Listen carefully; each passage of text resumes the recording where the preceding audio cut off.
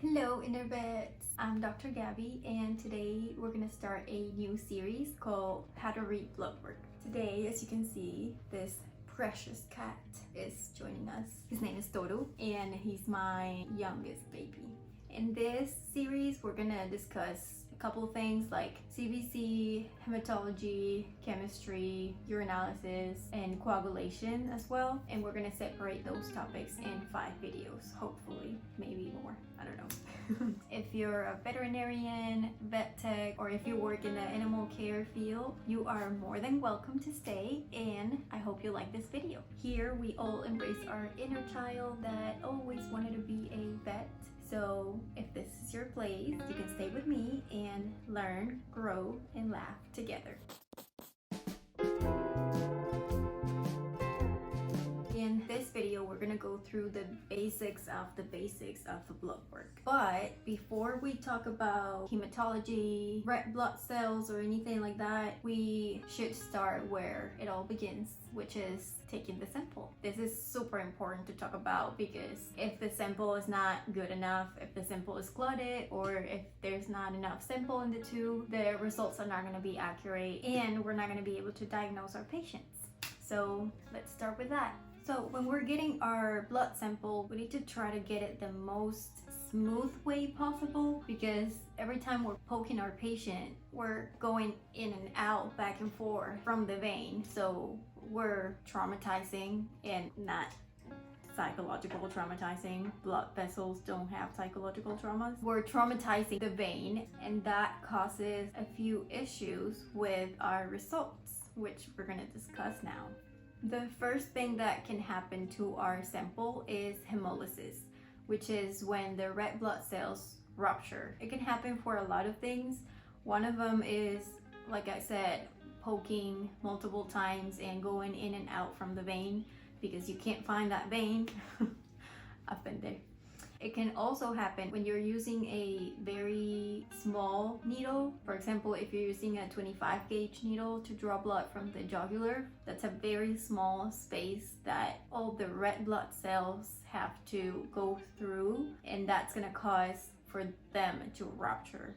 So that's when we have a hemolyzed sample that it's not good enough for lab. Usually when the sample is hemolyzed, we're gonna notice that the plasma or serum is like pinkish or reddish. Sometimes it's very red. It just depends on the level of hemolysis, but that's usually when we find those samples that are like pink or red color.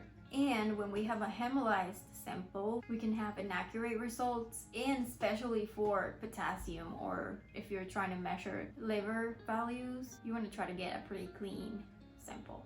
Another thing that can happen is clotting. I would say this is the most common issue because most of the time we get clotting issues when we're taking a very long time drawing that sample because the blood flow is not really helpful here. If the patient is like really dehydrated and we have a very slow blood flow, usually our sample is gonna get clotted eventually. So whenever we get our 2 ml sample and we put it in the EDTA tube, which is the purple tube, the sample already started the clotting process.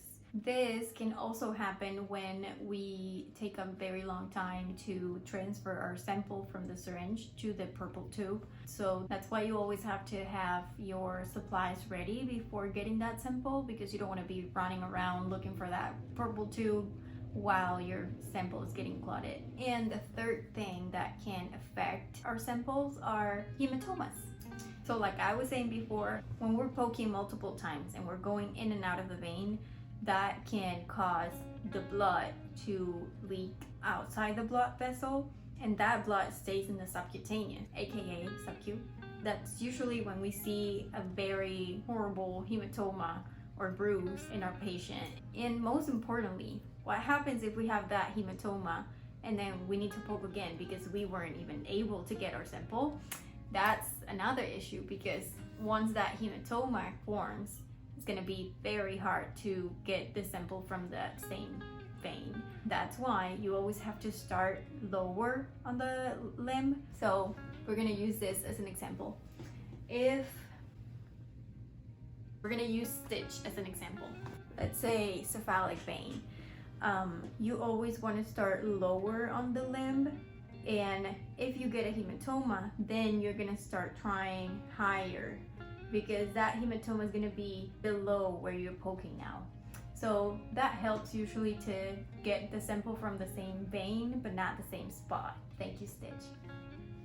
Okay, so now that we talked about how to get our samples, we are gonna discuss the different tubes that we have and the different options for what we want to test for. Tube number 1 is going to be purple tube, or lavender tub, or EDTA tube. The most accurate, I would say, is EDTA tube, because that's actually the name of the additive that the tube has. And what EDTA does is prevent coagulation of your sample. We use them for CBC and hematology. Some important things to consider with the EDTA tube is 1, gentle mixing, not shaking. You don't want to shake the EDTA tube because you don't want to create hemolysis, which is what we were talking before. You don't want to rupture those red blood cells. So instead of shaking, you're going to mix it gently and rock back and forth. Second important thing is to have a sample with no clots. Now you can see why we had to talk about handling the samples before all of this. If you get a sample that's clotted, like we said before, the results are not going to be accurate. So you want to make sure to have a sample with no clots for CBC. Third point is do not overfill or underfill the EDTA tube. Why is that? Because that tube has the right amount of anticoagulant solution for the amount of sample. So if it's a tube that it's requesting 1 ml of sample, you have to use 1 ml of the sample, because the ratio is going to be important. So if you underfill the tube, you're going to have more anticoagulant than you should. And if you overfill it, you're not going to have enough anticoagulant to prevent clotting of your sample. So this over here is the EDTA tube, and if you look a little bit more closer to the inside, you're going to be able to see those white dots, and that is the additive, the EDTA liquid that you have to mix the sample with. So you want to make sure you mix it well. Second tube is the red top. We use it for chemistry, specifically chemistry where we use serum to read the sample, or serology. This red tube doesn't have any additives, so the downfall of using this one is that you have to wait a certain amount of time for the sample to clot before you centrifuge it and get the serum.